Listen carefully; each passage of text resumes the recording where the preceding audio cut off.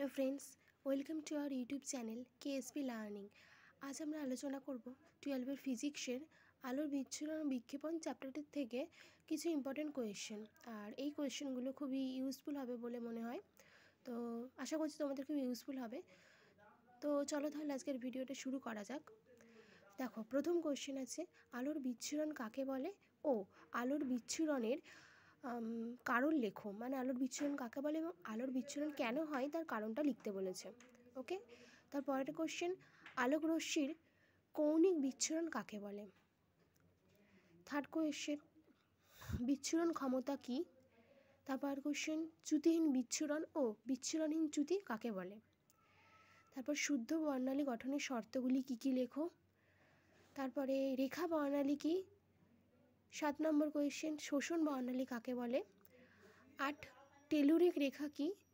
তারপরে পরিপূরক বর্ণ কাকে বলে। পরিপূরক বর্ণের সাথে তোমরা প্রাথমিক বর্ণ কী এটাও দেখে রাখতে পারো। তারপরে বিজ্ঞানী র্যালের বিক্ষেপণের সূত্রটি আলোচনা করো বা লেখো। তারপরে 11 নম্বর কোয়েশ্চেন আছে, আকাশের রং নীল হয় কেন। তারপরে 12 নম্বর কোয়েশ্চেন, রমন এফেক্ট কী এবং স্টোকস রেখা এবং বিপরীত স্টোকস রেখা কাকে বলে। যেখানে রমন এফেক্ট আছে ওখানেই দেখবে তারপরেই লেখা আছে স্টোকস রেখা এবং বিপরীত স্টোকস রেখা কাকে বলে। এই কোশ্চেনগুলোই তোমাদের ইউজফুল হবে সেটাই আশা করি। তো তোমরা এই কোশ্চেনগুলো ফলো করতে পারো। আর তোমাদের এইচএস খুব সামনে চলে এসে আশা করছি এই কোশ্চেনগুলো তোমরা ফলো করলে কিছুটা কমন আসবে।